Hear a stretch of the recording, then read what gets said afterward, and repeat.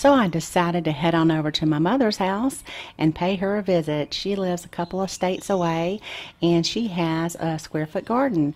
So I wanted to check on things to see how everything was going. She had some problems last year in her beds and things weren't doing too well. I guess it's been about 4 or 5 years ago. She started with just one garden bed, and then she took down a couple of trees a few years ago and added 2 more beds.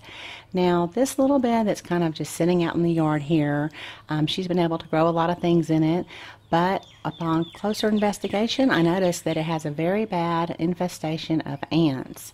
And the soil is not too healthy, so I felt like it needed a little bit of a refreshing, so I weeded it out, and I'll show you what I did for the ants here in just a minute.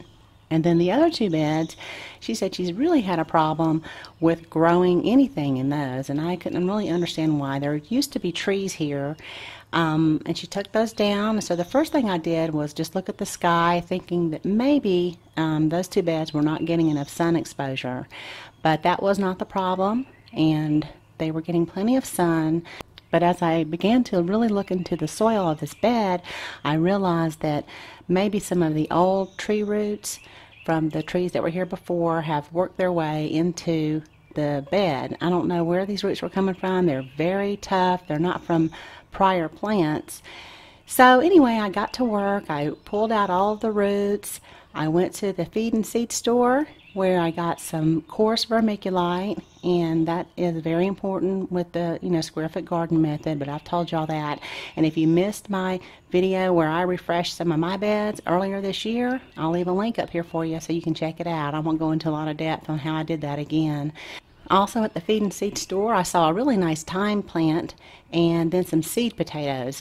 I also brought some plants with me. I just dug these up out of my yard, and then I had started some indoors as well, such as dill. I dug up an oregano plant along with echinacea. I also brought her some cucumbers and some chives, a strawberry plant, along with some parsley and an eggplant. And then I also noticed that she had some containers, so I wanted to take advantage of those as well. So I mixed up a little bit of soil and put that in there and planted some of the herbs there, because that would be right outside her back door where she could just open it up and grab some parsley or thyme or whatever it is she needed. I went ahead and planted out the garden, and here are just a few of the things I planted because I also brought seed with me.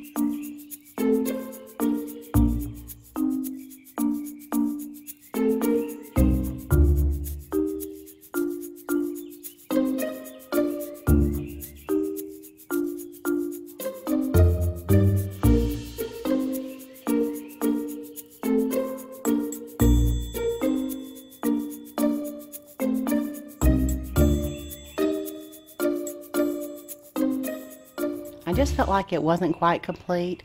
So what I wanted to do is, because the way she grows, she doesn't have a lot of trellising, and she likes for her like butternut squash and cucumbers to kind of topple over the side of the beds. And so I decided just to put some weed block around the beds so that when those cucumbers start growing, and she's already planted, since I've done this video, she's planted butternut squash, she can just let those vegetables grow over the edge and onto the weed block. So that's what I did. I went ahead and surrounded everything with weed block, got some black mulch, and I also bought a little bird feeder and put it right there in the middle of the garden because she loves to watch birds. So I thought that would be a nice thing to look at in the mornings when she's enjoying her coffee. So a little hanging basket of flowers. I put a few flowers there in the middle of the garden as well, and those are bulbs, so they'll come back every year. And as you will notice, I also moved the stray little lonely bed that had been off in the side of the yard. I moved it over into this little area so everything could be seen from her dining room table, so she can sit there and see the birds. And in square foot gardening also, it's important to be able to have your beds close to your house so that you can check on them at least 15 minutes each day. You're just checking for watering or any kind of insect issues, and that's an important thing with square foot gardening, to make sure that it's close to your house so that you can always check on your beds. And then I addressed the ant issue with the boric acid ant trap that I showed you I think it was last year or the year before. Anyway, I'll leave a link up here for you if you'd like to see how you can control ants. And if it doesn't work the first time, make sure you go back and you can increase the strength of the boric acid. And so anyway, she said her ants have disappeared, so that's good. And here's the final garden, and there's plenty of room to add another bed at some point in the future if she wants to. And so anyway, there we have it. That's my mom's garden, and I hope all the mothers out there are going to have a great Mother's Day this year. And thank you so much for watching. Y'all have a beautiful day.